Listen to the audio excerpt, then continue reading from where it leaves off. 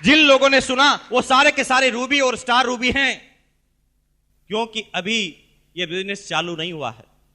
मैंने तरंग लाई सफलता के 5 सूत्र, आरसीएम ही क्यों, टेक्निकल अवाहत में हर टेप में एक ही बात का मैंने बार बार उल्लेख किया था। आपने अगर सुनी हो तो मैंने उसके अंदर बार बार कहा था कि गलतफहमी में मत रहना कि ये बिजनेस चालू हो गया है। अभी ये बिजनेस चालू नहीं हुआ है, अभी तो 2007 दिसंबर में चालू होने का इसका सही वक्त आएगा। तो आप सोच रहे होंगे कि अभी क्या हो रहा है। गलतफहमी में मत रहना कि अभी ये बिजनेस हो रहा है। अभी बिजनेस नहीं हो रहा है दोस्तों। अभी तो आर्थिक आजादी की सेना तैयार की जा रही है और अभी सिर्फ सैनिकों की भर्ती चालू है। जनरल आदमी की भर्ती अभी इस बिजनेस ने चालू नहीं की है। अभी तो ये कंपनी एफएमसीजी प्रोडक्ट की कंपनी है, फास्ट मूविंग कंज्यूमर गुड्स। ये भी कंपनी सिर्फ फास्ट मूविंग कंज्यूमर गुड्स की है। और एक आप बहुत आश्चर्यजनक आंकड़ा आपको बताऊं क्या? पूरी दुनिया के टर्नओवर की बात की जाए तो एफएमसीजी का टर्नओवर मात्र 10% का होता है। यानी 90% वाले क्षेत्र में तो अभी आरसीएम बिजनेस ने कदम भी नहीं रखा है। एफएमसीजी जो खाना पीना कपड़ा जो आप कह रहे हैं ना, ये पूरी दुनिया के टर्नओवर का मात्र 10% है। यानी 90% टर्नओवर जो वाली चीजें हैं जिसके अंदर अभी इस कंपनी ने कदम भी नहीं रखा, जिसे कहते हैं सर्विसेज सेक्टर, जिसे कहते हैं सर्विसेज सेक्टर। बिजनेस की शुरुआत होने दो। अभी तो ये 6 साल का बच्चा है, अभी तो बच्चे का बचपना आपने देखा है, जवानी तो आने दो। अभी तो बचपना आपने देखा है, जवानी तो आने दो इस बिजनेस की। मेरे शब्दों पे ध्यान देना। जिसने भी आरसीएम का नाम सुन लिया है, सिर्फ एक बार सुन लिया है, आरसीएम का हर व्यक्ति जिसने भी नाम सुन लिया है उसे आरसीएम बिजनेस में आना मजबूरी है। मजबूरी का नाम लिया है मैंने, इच्छा का नाम नहीं लिया, मजबूरी है। क्योंकि आरसीएम बिजनेस अब बिजनेस नहीं रहा है, जीवन हो गया है और जीवन में आने से मना नहीं कर सकता कोई भी आदमी। यह कह सकता है कि मैं जिंदा नहीं रहूंगा, क्योंकि आरसीएम बिजनेस में आपको वही काम करने पड़ते हैं जो आप पहले ही करते हैं। अरे एक सिंगल काम ऐसा बताओ जो आरसीएम बिजनेस में आने से पहले आप नहीं करते थे, जो आरसीएम बिजनेस में करना पड़ता है। एक सिंगल मात्र तो काम बताओ। मेरी लाइन को समझ जाना। अगर मेरा बस चले ना दोस्तों, तो ये आरसीएम बिजनेस को मैं हटा दूं, बिजनेस वर्ड ही हटा दूं। ये तो बिजनेस इसलिए लिखा गया है क्योंकि भारत में आदमी पैसों के अलावा समझता नहीं, पैसों की भाषा ही समझता है। इसलिए इस देश को आर्थिक आजादी दिलाने के लिए भी बिजनेस शब्द का ही उल्लेख किया गया है। अगर मेरा बस चले तो यहां पर आरसीएम बिजनेस नहीं, मैं आरसीएम जीवन कर दूं। ये आरसीएम जिंदगी है, ये आरसीएम बिजनेस जीवन है। मेरे एक शब्द को फिर समझ जाना, मैं 3 बार रिपीट कर चुका हूं। शायद ये हिंट आप ले जा रहे हैं कि नहीं ले जा रहे हैं, मुझे पता नहीं। हर उस आदमी को आरसीएम बिजनेस में आना पड़ेगा, ये उसकी मजबूरी है जिसने भी आरसीएम का नाम सुन लिया है।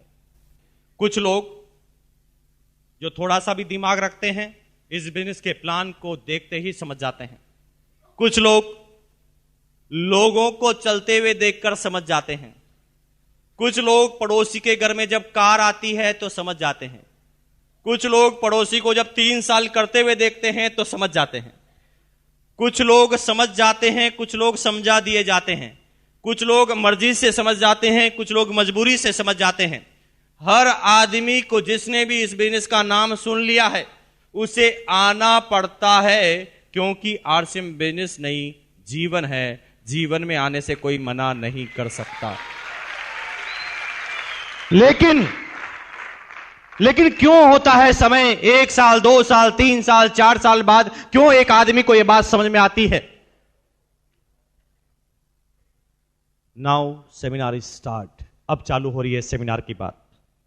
निकाल लीजिए अगर आपके पास पेन है, निकाल लीजिए आपके पास अगर डायरी है। समझ जाना, अगर ये 3 बातें समझ में आ गई, पूरी सेमिनार, पूरा बिजनेस और पूरी जिंदगी समझ में आ जाएगी। पूरी लाइफ, ना सिर्फ इस बिजनेस की बात कर रहे हैं, जिंदगी के हर क्षेत्र में। चाहे आप नेता हैं तो नेता में नंबर 1, बिजनेस करते हैं तो बिजनेस में नंबर 1, सर्विस करते हैं तो सर्विस में नंबर 1, आरसीएम करेंगे तो आरसीएम बिजनेस में नंबर 1, आप गृहिणी हैं तो गृहिणी में नंबर 1, और अगर आप अच्छे पति हैं तो पति में नंबर 1, पत्नी है तो पत्नी में नंबर 1, जिसमें भी जाएंगे उसमें नंबर 1। क्योंकि मैं बताने जा रहा हूं सफलता के 3 दुश्मन। नंबर 1, पहला ईगो, घमंड, ईगो, घमंड। नंबर 2, शर्म, शेम। नंबर 3, शंका, डाउट। ईगो, शर्म, शंका। ईगो, मुझे पता है इस हॉल में आज बहुत सारे ऐसे आदमी हैं जो पहली बार आए होंगे, और इस हॉल में इतनी तालियां बजने के बाद भी वो ताली नहीं बजा रहे हैं। पता है क्यों? सफलता का पहला दुश्मन उनकी जिंदगी में आ गया है, जो 95% आदमियों की जिंदगी में आ जाता है, एकदम सही समय पर एंट्री लेता है, जिसे कहते हैं ईगो। पता वो क्यों नहीं बजा रहा है? जानते हैं कि उसे अच्छा लग रहा है, उसे मजा आ रहा है, फिर भी वो ताली इसलिए नहीं बजा रहा है क्योंकि उसे जबरदस्ती पहली बार किडनैप करके लाया गया है।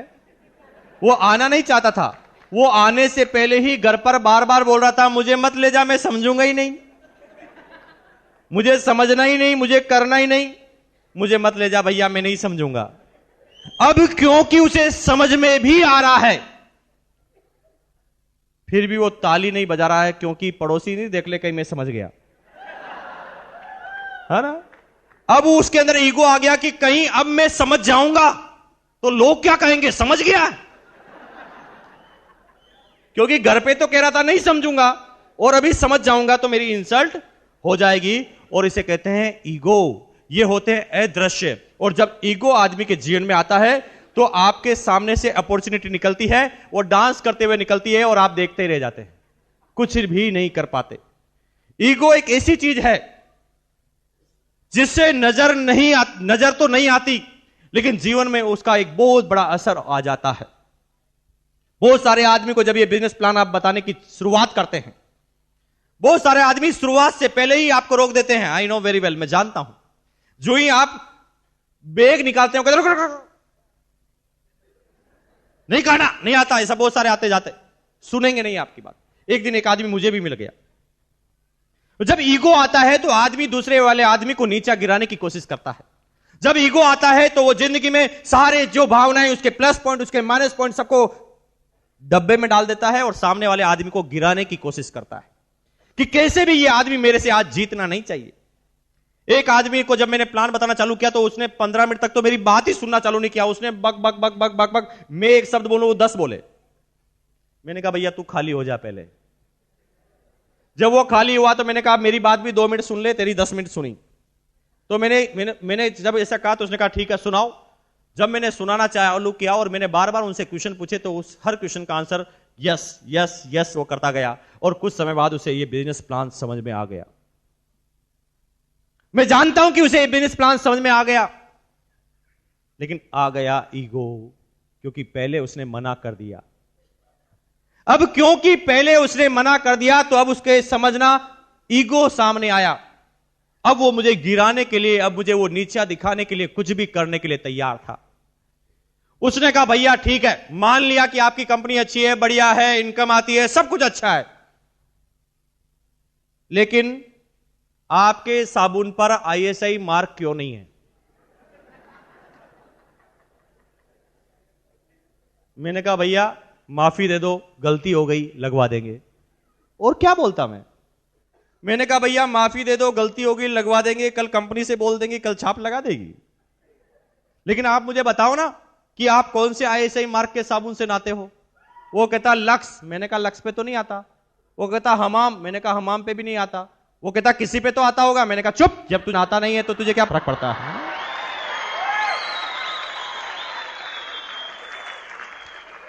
जब ईगो आता है तो आदमी कुछ भी पूछता है, हर कुछ वो प्रेस्टीज इश्यू बना लेता है, और वो नीचे गिराने के लिए आदमी को कुछ भी करने के लिए तैयार हो जाता है। एक आदमी ने मुझे कहा भाई साहब आपकी कंपनी क्या रजिस्टर्ड कंपनी है? मैंने कहा भैया किसमें करवाएं? भाई किसमें रजिस्टर्ड करवाएं, तू ही बता दे। वो कहता किसी में तो होती होगी। मैंने कहा चुप, जब तुझे पता नहीं किसमें होनी चाहिए, जब तुझे पूछने का अधिकार क्या है? यूं ही ईगो आता है कि मैं ज्यादा पढ़ा लिखा हूं, ये मुझे समझाएगा। क्या ये मुझे समझा सकता है? मैं इंजीनियर हूं, मैं डॉक्टर हूं, मैं चार्टेड हूं, ये छठी क्लास आदमी क्या मुझे समझा सकता है? Perfection is paralysis. अगर आप सोचते हैं कि मैं सीख चुका हूं, जान चुका हूं, मैं परफेक्ट हो चुका हूं, तो समझ लो आपको लकवा लग चुका है। अब आप आगे नहीं जा पाएंगे, क्योंकि आप समझने की शुरुआत में ही रुक गए हैं। क्यों होता है इस हिंदुस्तान में? एक आईआईटी पास इंजीनियर जब वो हिंदुस्तान में दुनिया के सबसे टफेस्ट कंपटीशन को देता है और आईआईटी इंजीनियर बनता है, नाम सुना है आपने? एक आईआईटी इंजीनियर में औसतन धीरूभाई अंबानी से भी 10 गुना ज्यादा दिमाग होता है, लेकिन वो सारे के सारे आईआईटी इंजीनियर धीरूभाई अंबानी के यहीं पर सर्विस करते हैं। क्योंकि एक विषय में ज्यादा जानकारी के बाद उनके अंदर पहला सफलता का चंपालाल आ जाता है, जिसे कहते हैं ईगो। वो बार बार ये कहता है कि अच्छा ये मुझे समझाएगा। वो लोगों की बात ही नहीं सुनता, और धीरूभाई अंबानी फिर भी 10वीं पास होते हुए 65,000 करोड़ पर क्यों पहुंच जाता है? क्योंकि वो रोज कहता है मुझे कुछ नहीं आता, मुझे बताओ ना, मुझे कुछ नहीं आता, मुझे कुछ नहीं आता, मुझे बताओ, मुझे कुछ नहीं आता, मुझे बताओ, मुझे कुछ नहीं आता, मुझे बताओ, मुझे कुछ नहीं आता, मुझे बताओ, मुझे कुछ नहीं आता, मुझे सिखाओ, कुछ नहीं आता, मुझे बताओ, मुझे कुछ नहीं आता, मुझे बताओ, मुझे कुछ नहीं आता, मुझे बताओ, मुझे कुछ नहीं आता, मुझे बताओ, मुझे कुछ नहीं आता, मुझे बताओ, मुझे कुछ नहीं आता, मुझे बताओ, मुझे कुछ नहीं आता, मुझे बताओ, मुझे कुछ नहीं आता, मुझे बताओ। सीखता जाता है, सीखता जाता है, सीखता जाता है, सीखता जाता है, सीखता जाता है, सीखता जाता है, सीखता जाता है, सीखता जाता है, सीखता जाता है, सीखता जाता है, सीखता जाता है, सीखता जाता है, सीखता जाता है। Number 1 in the India 65,000 crore का साम्राज्य खड़ा कर देता है, क्योंकि वो कहता है कि मुझे कुछ नहीं आता। लेकिन आप, अच्छा ये मुझे समझाएगा, मुझे तो पहले ही पता है, मैं तो पहले ही जानता हूं, MBA मुझे बहुत आता है, मुझे पहले ही पता है, मुझे पहले ही जानकारी है, और इसलिए हमारी जानकारी एक दायरे में सिमट जाती है और हम जिंदगी में आगे नहीं बढ़ पाते, एक जगह जाकर टिक जाते हैं। और तभी वो 10वीं पास धीरूभाई अंबानी अपने दिमाग को थोड़ा सा चलाता है, क्योंकि वो समझ जाता है कि ये जो आदमी इंटेलिजेंट है, अगर ये मेरे साथ काम करेगा तो एक झटके में मेरे से 10 गुना आगे निकल जाएगा, क्योंकि मेरे से ज्यादा 10 गुना दिमाग इसके पास है। और इस कमजोरी को जब समझता है, ईगो को, तो जो ही वो कुछ करने की सोचता है उसे 4 लाख रुपए का इंक्रीमेंट देता है। वो आदमी डर जाता है, दूसरी जगह चालू करूंगा तो 0 से काम करना पड़ेगा, और यहां पर तो सीधे 25 लाख मिलते हैं। और जिंदगी भर वो धीरूभाई अंबानी के यहां पर ही सर्विस करता जाता है, उसी कंपनी में डायरेक्टर और प्रेसिडेंट बनता जाता है, लेकिन वो धीरूभाई अंबानी कभी नहीं बन पाता, क्योंकि वो बार बार कहता है कि मुझे समझाएगा, वो समझने की कोशिश ही नहीं करता।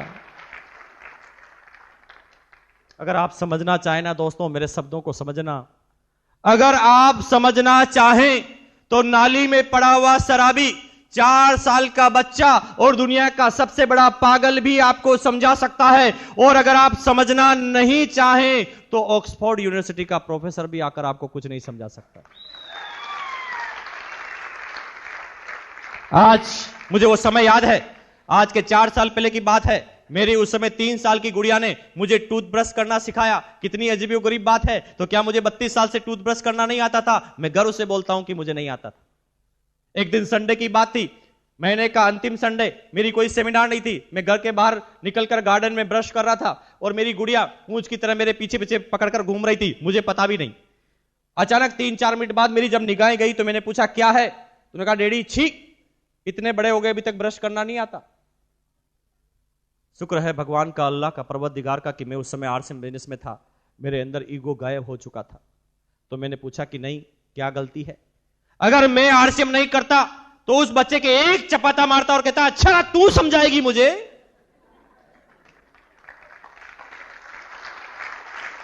मैंने उससे कहा क्या गलती है? तो उन्होंने कहा डैडी इतने बड़े हो गए अभी तक समझ में नहीं आती।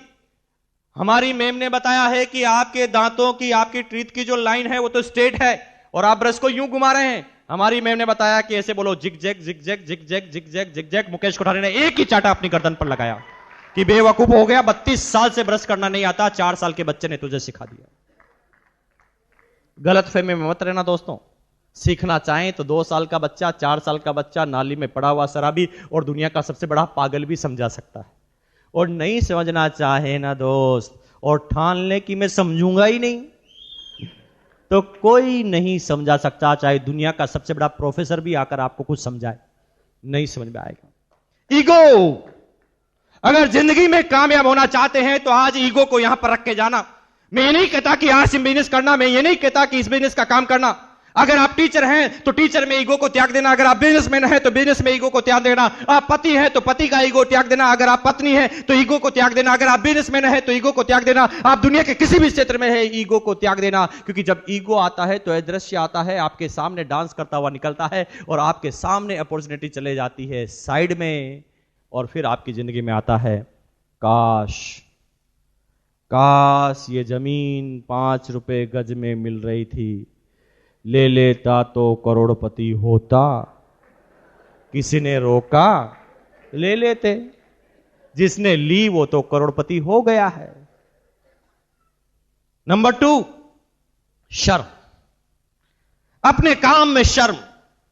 और कहते हैं ना दोस्त, जब किसी इंसान को अपने ही काम में शर्म आना चालू हो जाती है ना, तो समझ लो ये दुनिया का सबसे बड़ा दूसरा नंबर का दुश्मन है। जो भी आदमी अपने काम से शर्म करते हैं वो कहीं पर नहीं जाते, क्योंकि कामयाबी का पहला ही मंत्र है, वो है जब तक दुनिया ये नहीं कह दे कि बंदा ये बिंदास है, तब तक आप कामयाब नहीं होंगे, चाहे आप किसी भी क्षेत्र में हैं। जब लोग बाग ये कहने लग जाए कि बंदा ये बिंदास है, अपने काम से जो शर्म नहीं आती, तो आप भी कामयाब हो जाएंगे। 95% आदमियों को काम करने से पहले शर्म आती। मैं डॉक्टर हूं, लोग क्या कहेंगे, 8 रुपए का साबुन बेच रहा है। मैं तो बिजनेसमैन हूं, क्या ये मैं 1500 रुपए का छोटा सा बिजनेस करूंगा।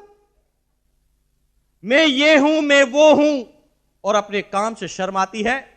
और उसका छोटा भाई काम करते करते मर्सिडीज कार लेकर आता है, फिर बात समझ में आती है। आई ना कुछ लोगों को 2 साल बाद, 5 साल बाद भी आती कुछ लोगों को। मेरे दोस्तों को भी 5-6 साल बाद समझ में आई। वो कहते हैं मैं दुश्मन हूं, तूने मुझे पहले क्यों नहीं बताया। शर्म, काम से शर्म। और दोस्तों, जब किसी इंसान को अपने ही काम से शर्म आती है ना, फिर वो कहीं नहीं जा सकता।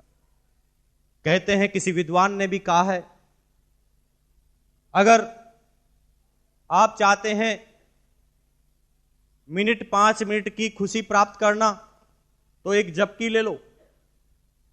अगर आप चाहते हैं कि 3 घंटे की खुशी लेना तो एक फिल्म देखने चले जाओ। अगर आप चाहते हैं 1 दिन की खुशी प्राप्त करना तो पिकनिक पर चले जाओ। अगर आप चाहते हैं 7 दिन की खुशी प्राप्त करना तो हनीमून पर चले जाओ। अगर आप चाहते हैं कि 3 महीने की खुशी लेना तो शादी कर लो। अगर आप चाहते हैं कि 1 साल की खुशी, 2 साल की खुशी मिले तो खूब सारा पैसा कमा लो। लेकिन अगर आप चाहते हैं कि जिंदगी भर खुशी चाहिए तो अपने काम से प्यार कर लो। अपने काम से अगर आपको प्यार हो गया तो किसी खुशी की तलाश में आपको नहीं जाना पड़ेगा। अगर आप अपने काम से प्यार कर लेते हैं तो कभी आपको किसी खुशी की तलाश में नहीं जाना पड़ेगा। दोस्त, जो भी शर्म को त्यागा है वो सब नंबर 1 पर गए हैं, लेकिन 98% आदमी नहीं त्याग पाते अपनी शर्म को। धीरूभाई अंबानी को अपने जीवन की शुरुआत पेट्रोल पंप पर सर्विस करते हुए शर्म नहीं आई। कर डाली उसने पेट्रोल पंप पर सर्विस, भर डाला पेट्रोल और बना दी दुनिया की सबसे बड़ी रिफाइनरी। अमिताभ बच्चन को लावर इस फिल्म की शूटिंग में अचानक डायरेक्टर ने बोला कि भैया लड़की के कपड़े पहन के डांस करना पड़ेगा इस डांस में। बंदा वो बिंदास था, फटाफट लड़की के कपड़े पहने और गा दिया मेरे अंगने में, सुपर डुपर हिट। वो अपने काम से प्यार करता था। अपने काम से प्यार करने की वजह से वो क्षेत्र में वो नंबर 1 पर गया। तभी राव साहब बार बार बोलते हैं, अरे दोस्त, इस देश में कामयाब व्यक्ति टाटा आज भी नमक का व्यापार करते हुए शर्म नहीं करता। बाटा आज भी जूतों का व्यापार करते हुए शर्म नहीं करता। अंबानी अभी आम और सब्जियों का व्यापार करते हुए भी शर्म नहीं कर रहा है, तो आप किस खेत की मूली हैं दोस्त, जो आपको शर्म आ रही है?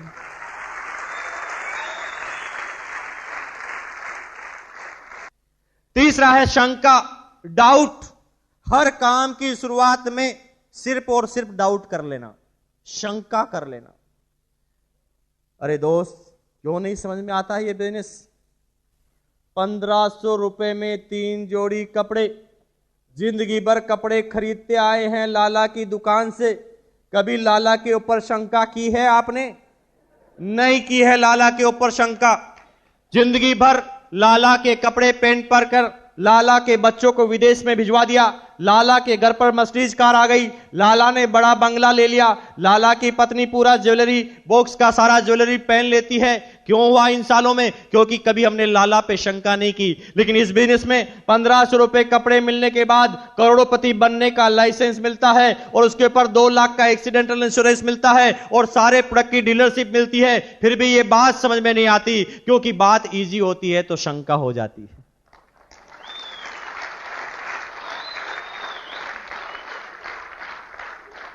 एक बहुत बड़ी बात बता रहा हूं दोस्तों, मैं यहां पर राजस्थान का राजस्थानी बनकर बात नहीं कर रहा हूं, मैं हिंदुस्तान का हिंदुस्तानी बनकर बात नहीं कर रहा हूं, मैं किसी जाति धर्म का बात नहीं कर रहा हूं, मैं आरसीएम की वजह से यहां पर बात नहीं कर रहा हूं। मैं जो बात कर रहा हूं एक सच्चा आदमी बनकर बात कर रहा हूं। मेरी बात को समझना। राजस्थान के व्यापारी को पूरे हिंदुस्तान में क्या कहा जाता है पता है आपको? मारवाड़ी। और मारवाड़ी का ब्रांड इमेज बताऊं मैं आपको? कंजूस मक्की चूस।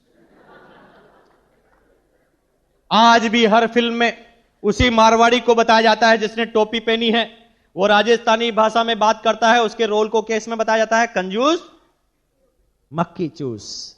अभी तो आप हंस लिए, आगे सुनो। उसे कहा जाता है कंजूस मक्की चूस। जिस आदमी को कहा जाता है कंजूस मक्की चूस, आज पूरे हिंदुस्तान की अर्थव्यवस्था की बात करें ना, तो 50% से ज्यादा अर्थव्यवस्था सिर्फ मारवाड़ियों के हाथ में है। बिरला, बांगड़, बजाज, जेके, सिंगानिया, मित्तल, जिस भी ग्रुप का नाम आप ले लेंगे वो राजस्थानी होगा। क्यों? जिस आदमी को कहा जाता है कंजूस मक्की चूस, पूरे हिंदुस्तान की अर्थव्यवस्था एक राज्य के लोगों के पास, क्योंकि उनके पास एक जन्मजात गुण था जो लगभग 95% हिंदुस्तानियों में नहीं पाया जाता, अभी तो राजस्थानियों में भी नहीं पाया जाता।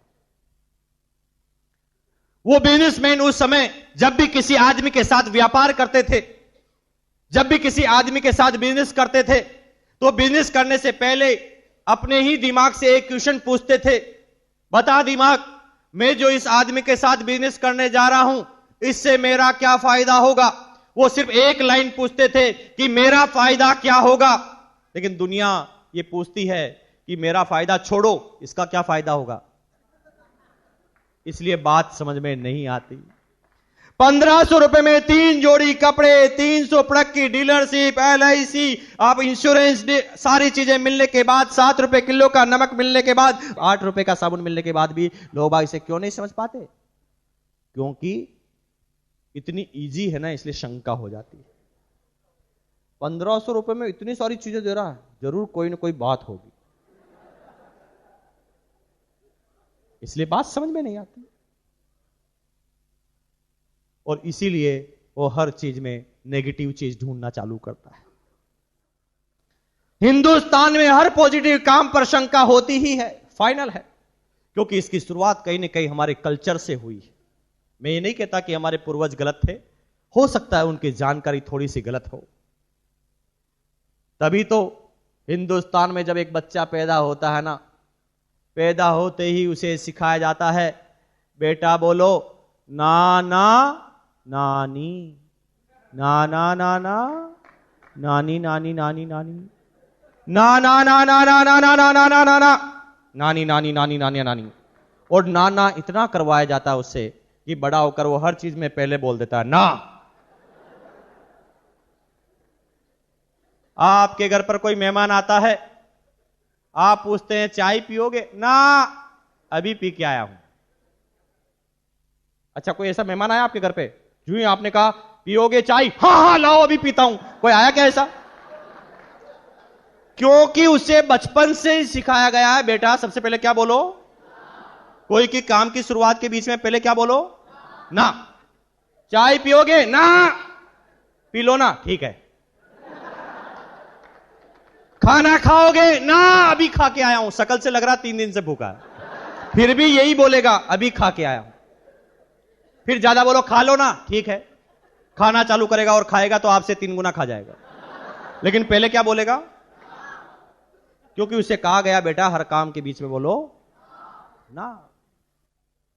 और तभी 1500 रुपए में 3 जोड़ी कपड़े, 300 प्रोडक्ट की डीलरशिप, आने वाले समय में सारे प्रोडक्ट की डीलरशिप की गारंटी, एक्सीडेंटल इंश्योरेंस फ्री में, और आपको अकाउंट भी मिलता है फ्री में, 0 बैलेंस में अकाउंट, और सारी जानकारी सारे प्रोडक्ट मिलने के बाद भी कोई आदमी आपको बताता आरसीएम करोगे? ना, सब लूट गए हैं, बर्बाद हो गए हैं, ये हो गए हैं, नहीं कर सकता।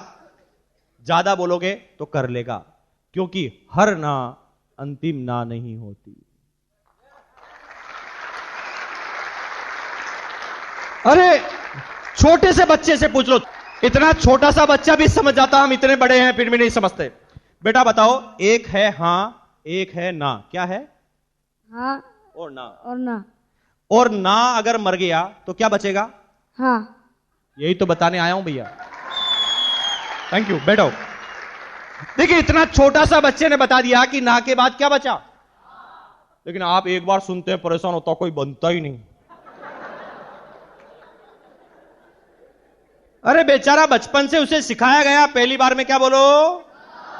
आप क्यों परेशान हो रहे हैं? वो बोलेगा ना, आपने भी तो पहली बार में ना बोला था।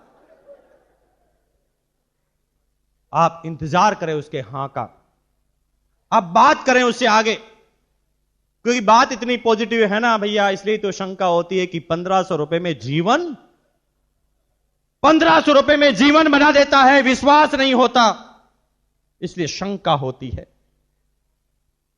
अगर अभी भी मेरी बात को नहीं समझ में आ रहे हैं ना, तो कितने आदमी शादीशुदा है, हाथ खड़ा कर दो। तो दूसरी शादी करने का मूड है क्या? आप हाथ खड़ा करो ना, अगर हो गई तो खड़ा कीजिए। वेरी गुड, हाथ नीचे रखिए।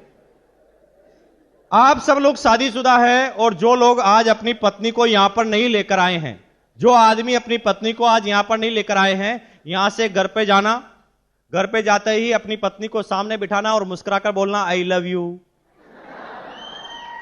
आपके ऊपर ही शंका हो जाएगी। आपकी पत्नी ये पता लगाएगी कि आज इनका पता लगाओ कि कहां गए थे। ऐसा पॉजिटिव शब्द कैसे बोलते हैं? क्योंकि शब्द पॉजिटिव है, इसलिए शंका जायज है। समझ रहे मेरी बात को? क्योंकि आदमी को शंका तब होती है जब उसे ज्यादा मिलता है। मुझे पता है, आज के 3 साल पहले मैं स्लीपर क्लास में सफर करता था, और मैं स्लीपर क्लास में सफर इसलिए करता था क्योंकि मेरी और ग्रोइंग स्टेज थी, और मुझे पता था कि मेरे जैसे आदमी स्लीपर क्लास में ही मिल सकते हैं ट्रेन के अंदर। तो मैं 3 साल पहले की बात है, स्लीपर क्लास में विंडो के नजदीक बैठा हुआ था, एक भिखारी किसी स्टेशन पर आया।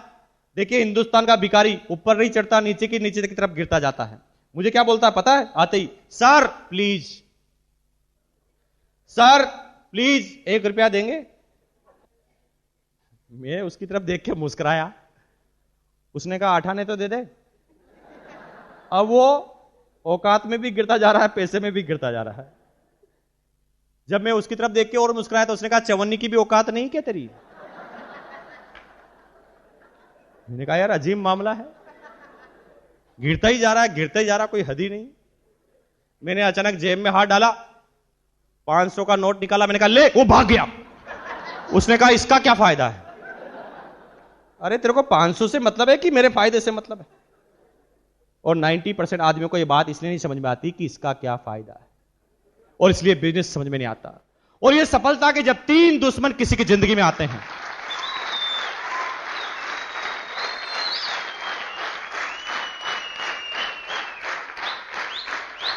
और सफलता के 3 दुश्मन जब किसी की जिंदगी में आते हैं, जो होता है ईगो, शर्म और शंका, तो एक अच्छी खासी जिंदगी भगवान से दी हुई 84 लाख योनियों के बाद छटनी होकर जब आपको मानव जीवन मिला, उसके बाद भी एक इंसान कहता है कि मैं संतुष्ट नहीं हूं, मैं दुखी हूं, मैं परेशान हूं। अरे मानव जीवन मिलने के बाद भी कोई आदमी कहता है दुखी हूं, तो भैया क्या होता जब आपको भगवान 84 लाख योनियों के बाद आपको इंसान नहीं बनाता, मच्छर बना देता, आप क्या कर लेते?